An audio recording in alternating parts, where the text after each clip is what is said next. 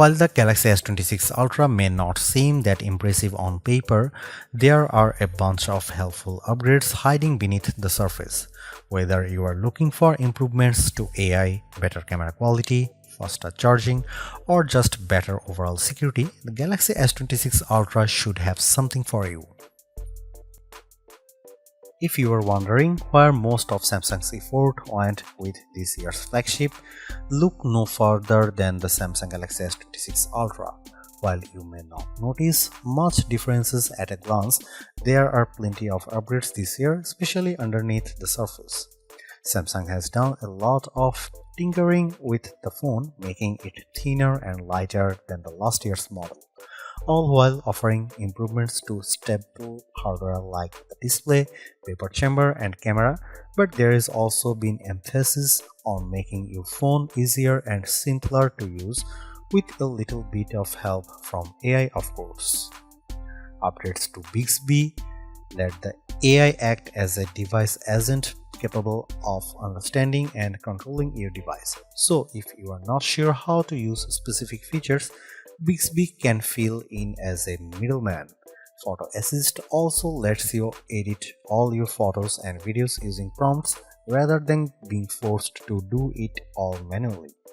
The most intriguing upgrades for most will be the privacy display, which purposely blocks content from prying eyes, and it's customizable. Those are just a handful of upgrades that Samsung has added to the S26 Ultra. We have only spent a short amount of time with the Galaxy S26 Ultra so far, but I did come away from my hands-on session rather impressed with some of the additions Samsung has made this year. Here is my pros and cons so far. The Samsung Galaxy S26 Ultra is available to pre-order now with a March 11 release date. Prices start at $1,299 for 256GB of storage, and in some regions pre-ordering will net you double the storage at no extra cost. Color options available include cobalt violet, black, sky blue, and white. This will be available at major retailers that carry Samsung phones.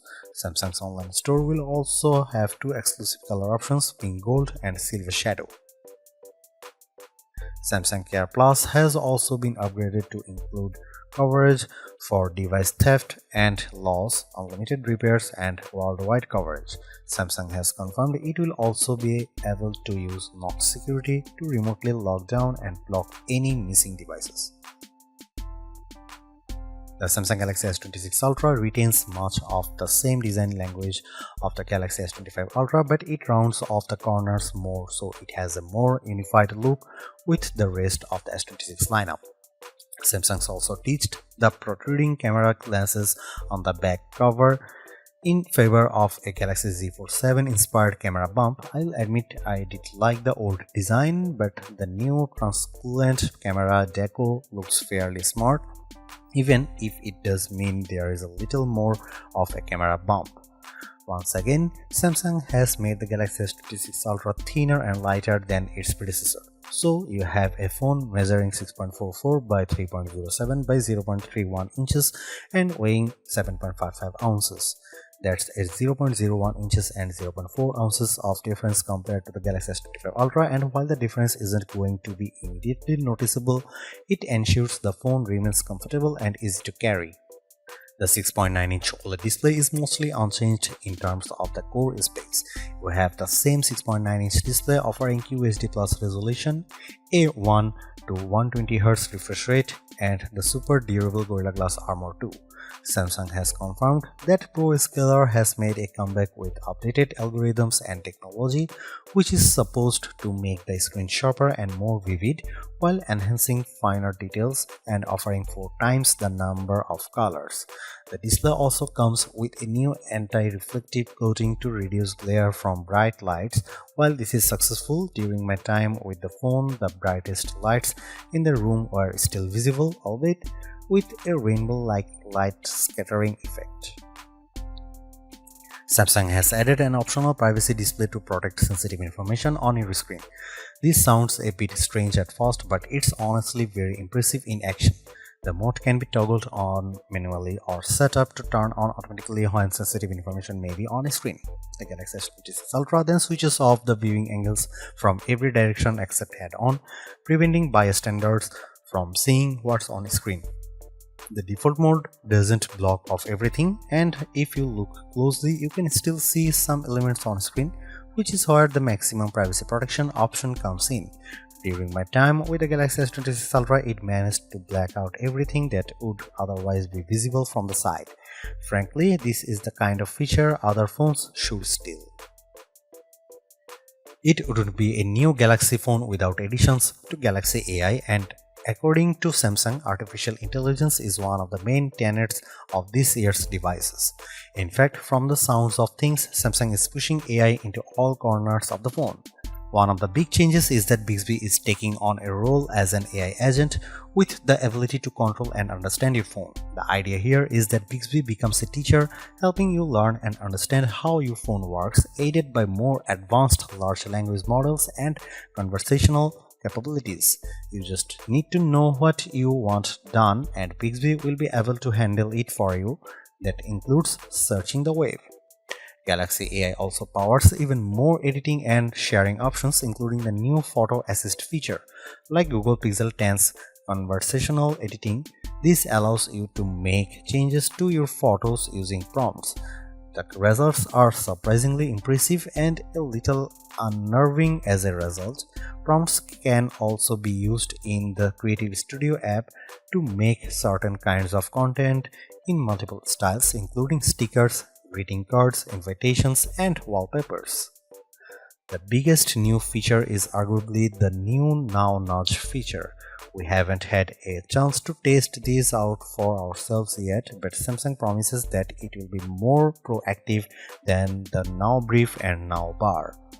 The idea is that it will make suggestions based on what it sees on screen.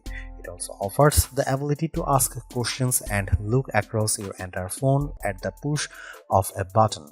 Plus, there is the ability to find and group photos together based on the context you provide. That sounds pretty exciting to me. Now, Brief itself is set to be powered by a new personal data engine on your device this year. This offers better analysis, which leads to more personalized updates based on your habits and routines. Another intriguing AI feature is automated app action, which will leverage Gemini to perform tasks on your behalf. So you can order an Uber with just your voice and Gemini will get to work, and you can see the process in action or just do other things in the background while it's happening. Apps like Instacart and DoorDash could be next. Other AI features of note include news that audio eraser is coming to third-party apps, including Netflix, Instagram, and YouTube. It will also be available as a quick panel settings option. A new AI document scanner will also be able to clean up scanned documents and automatically organize them together, which sounds a little bit like Pixel's Screenshots app for documents. Circle to Search, a long-time staple of Android phones, will also gain the ability to recognize and search for multiple objects at the same time, while also gaining the ability to ask questions directly. However, experience tells me that this won't stay a Samsung exclusive feature for long. Finally, Galaxy AI is also getting the ability to screen calls, asking callers who they are and what they want. It's not a unique feature, but it's good to see this available on even more phones. If you only look at the megapixels on the camera, you might be fooled into thinking the S26 Ultra hasn't changed anything since last year. But Samsung promises that this is actually the best and brightest camera system it's made so far. The main 200 megapixel lens has a larger f/1.4 aperture instead of the S25 Ultra's f1.7 aperture, which also even more light to enter the camera. Samsung says that this means photos are 47% brighter, and it is especially beneficial for low light video and photo capture. The larger aperture will also work in tandem with an enhanced AP that can reduce noise instantly, further improving low light capabilities. The 50 megapixel telephoto lens with 5x optical zoom is also said to be 37% brighter than the S25 Ultra and features a 10x optical quality digital zoom. Meanwhile, the 50 megapixel ultra-wide and 10 megapixel telephoto lens remain more or less unchanged. The 12 megapixel front camera now features upgraded technology previously limited to the rear cameras. That means enhanced AI image signal processing and an object-aware engine that shows more true-to-life photos, so your selfies will show how you actually look. Samsung has ripped a feature straight from the best action cameras in the form of horizontal lock. This locks your camera orientation to vertical or horizontal, no matter how much the phone actually moves around, with up to 360 degrees of auto correction. I actually spun the phone around in a full circle only for the camera to remain completely static, which is mighty impressive. The S26 Ultra is once again capable of recording in 8K resolution at up to 30 frames per second and includes support for Samsung's advanced professional video coding. The company claims that this will offer a lossless video experience after multiple edits. Recording at 4K resolution includes auto framing, and thanks to a combination of the 8K sensor and AI processing, is supposed to be able to film without a loss of image quality. Initially, I felt as though the Galaxy S26 Ultra was another iterative upgrade, and in a lot of respects, it is on paper. Despite this, Samsung has pushed through a lot of great changes and upgrades that could prove to be genuinely useful and are likely to be promptly copied by some of the competition. The privacy screen is the standout security feature on the Galaxy S26 Ultra. Likewise, the camera's horizontal lock is not a wholly original idea, but it is a novel idea for a smartphone that could prove very useful. The rest of the phone's hardware looks solid too.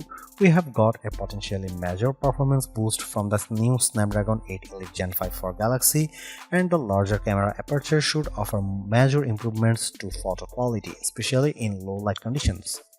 The main question we have right now is whether the phone is actually worth upgrading to. Many of these AI features may make the jump back to older devices, and as impressive as the hardware upgrades are, it's not clear whether it's worth paying $1,219 for. We'll just have to wait and see how the Galaxy S26 Ultra performs once we can put it through some in-depth testing. Stay tuned for our rated review.